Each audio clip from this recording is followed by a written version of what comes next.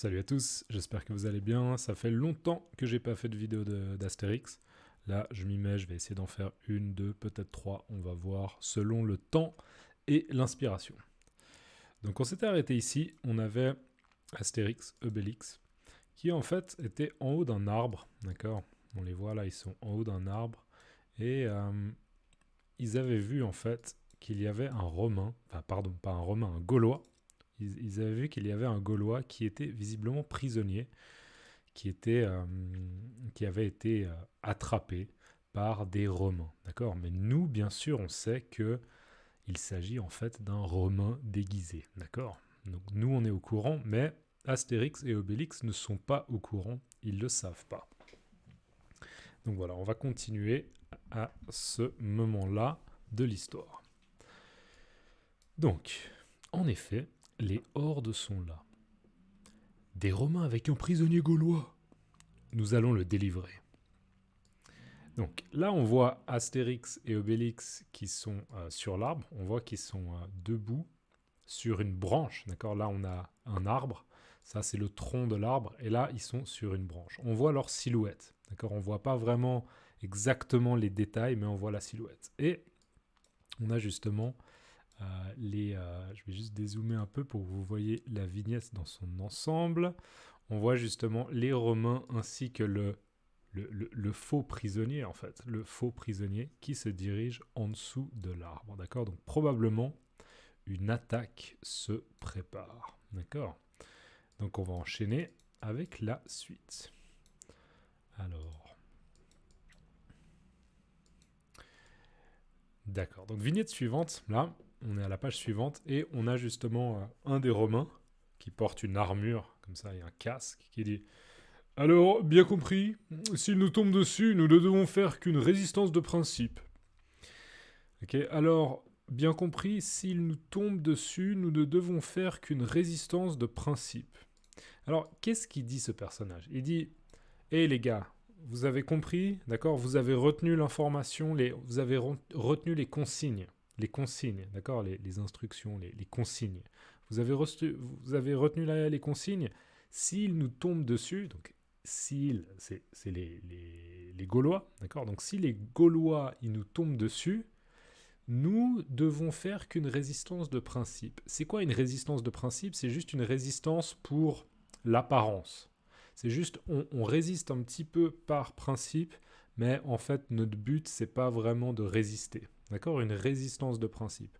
Pour paraphraser, on pourrait dire qu'une résistance de principe, c'est faire semblant juste de se défendre un peu. D'accord? Juste faire le minimum, mais en fait, on n'a pas envie de résister longtemps. D'accord? Juste une résistance de principe. Donc là, en fait, ce qu'il dit bien, c'est que le but, c'est pas de gagner la baston, d'accord, la confrontation, bien sûr. Le but, c'est de perdre. Comme ça, ils vont arrêter le faux Gaulois. Enfin, pas le faux Gaulois, le faux Gaulois. Ok? Alors, bien compris, s'il nous tombe dessus, nous ne devons faire qu'une résistance de principe. Juste un truc, ce qui est intéressant avec tomber dessus, c'est que c'est une expression qui a deux sens. On a le sens propre, tomber dessus. S'il y a quelqu'un au-dessus de moi et qui fait... D'accord, imaginons il y a un personnage là, et un autre personnage qui est là, qui tombe, il lui tombe dessus, littéralement, au sens propre, il lui tombe dessus, d'accord. Donc si on saute sur quelqu'un, on peut lui tomber dessus. Mais, il m'est tombé dessus et il m'a dit que blablabla, bla bla, c'est aussi une expression qu'on utilise pour dire... Ils ont attaqué, mais ça peut être au niveau verbal, ou bien ça peut être faire un reproche à quelqu'un, d'accord? Donc cette personne, elle m'est tombée dessus en me disant que j'avais mal fait mon travail, d'accord? Donc c'est un petit peu un double sens qui est intéressant ici. Allez, on continue. Donc là, directement, on passe à de la baston. Déjà, je vais vous dézoomer un peu tout ça pour que vous voyez la vignette dans l'ensemble. On voit donc Obélix et Astérix qui sautent de l'arbre. On voit les Romains qui sont très très effrayés. Ah, ok. Et Astérix, il s'exprime: partout Tatis, on y va. D'accord? Donc par tous les dieux, ou allez de Dieu, on y va, on les attaque. D'accord? Et puis on a la réaction du Romain qui dit: par Jupiter, ils arrivent. D'accord? Donc oh mon Dieu, ils arrivent, ils nous attaquent. Allez, je vous zoome un tout petit peu ça, si vous voulez observer un peu mieux les dessins. Et on va naturellement enchaîner. Donc, vignette suivante, là, on a un bon plan, enfin un bon aperçu de l'affrontement, de la bataille, de la baston. Et on voit Astérix qui donne un coup de poing. Ok. Il donne un coup de poing à un des Romains, là, on voit. Et il dit, je les trouve un peu mous aujourd'hui, pas toi? Je les trouve un peu mous aujourd'hui, pas toi? Donc il s'adresse à Obélix, d'accord? Et il lui dit, tu trouves pas qu'ils sont mous, les Romains? Alors c'est quoi mou? Le mot mou, ça veut dire que c'est pas dur, d'accord? Je sais pas, un exemple, bah voilà, vous voyez la mousse de mon micro, ok? Elle est molle. Elle est molle. Si j'appuie dessus, c'est pas dur, c'est mou. D'accord? Alors qu'un stylo, bah, c'est plutôt dur. C'est pas mou, c'est dur. D'accord? Donc dur, mou. Et juste, mou, le féminin, c'est molle. M-O-L-L-E. C'est un peu irrégulier, c'est un peu bizarre. D'accord? Donc mou, molle. Mais ça veut dire quoi dans ce contexte? Je les trouve un peu mous. Ça veut dire que je trouve qu'ils ont peu d'énergie. D'accord? On peut dire ça par exemple à un étudiant. On peut penser ça d'un étudiant. Par exemple, je le trouve un peu mou.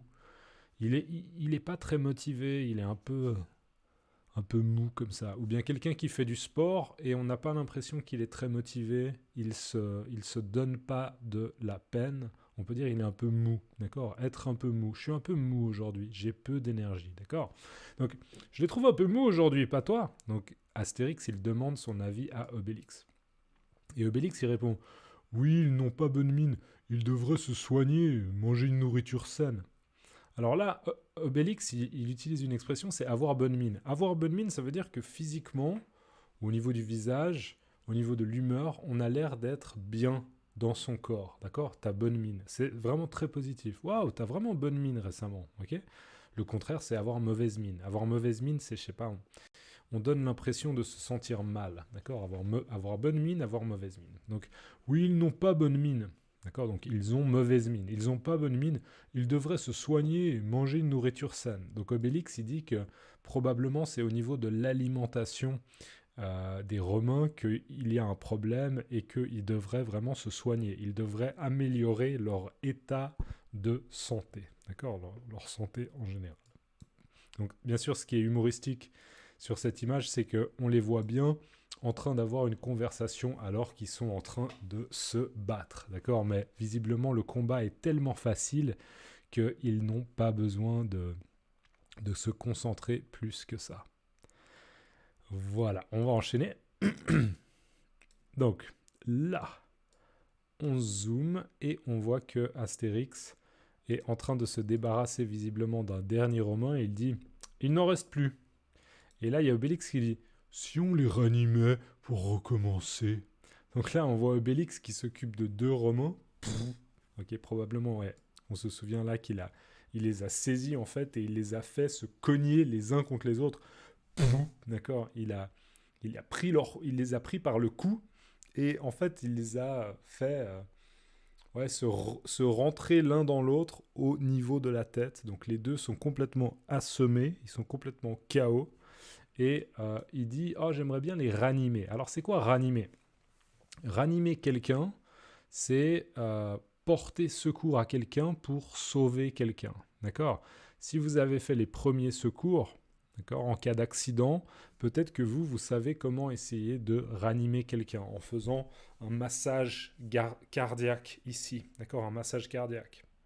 D'accord? Ça, c'est ranimer une personne. Donc, en fait, là, Obélix, il est déçu parce que la confrontation, elle était beaucoup trop facile. Donc il dit peut-être qu'on peut les soigner, on peut les secourir, on peut les ranimer, et après on peut recommencer la baston à nouveau. D'accord? Donc Obélix, il a envie de se battre. Il aime bien se battre. Donc voilà, il n'en reste plus juste là ce que dit Astérix, c'est il n'y a plus de Romains. Ils sont tous KO, ils sont tous HS. HS, c'est hors service. D'accord? Ils sont tous HS, ils sont tous KO, ils sont tous hors d'état de nuire. D'accord? Ils ne peuvent pas nuire. Ils sont hors d'état de nuire. Il n'en reste plus. Si on les ranimait pour recommencer. Allez, la suite. Astérix, il dit non, viens, il se fait tard. D'accord? Donc il dit il commence à être tard, donc là il faut qu'on rentre. D'accord? On n'a pas le temps de continuer la baston juste pour le plaisir. Et on voit qu'ils ont du coup peut-être pas capturé, parce que leur but c'est pas de capturer cet homme, mais ils ont libéré cet homme. Nous on sait que c'est pas une libération, parce que cet homme est un espion. Et là juste vignette du Romain qui dit mission accomplie. D'accord? Donc mission accomplie, ça veut dire que le plan, la mission a fonctionné. D'accord? Ça a fonctionné correctement. À la fin d'une mission, on peut dire mission accomplie. D'accord? Et en fait, on voit dans la deuxième vignette qui suit là, enfin la troisième de la ligne, on voit qu'il perd connaissance. D'accord? Il a mission accomplie. D'accord? Il perd connaissance. Voilà, on continuera ici dans la prochaine vidéo parce qu'on est déjà à 11 minutes. Voilà, merci à toutes les personnes qui me soutiennent sur les plateformes. Vous avez les liens dans la description. N'hésitez pas à jeter un coup d'œil et je vous dis à bientôt dans une prochaine vidéo. Bonne journée à vous. Ciao.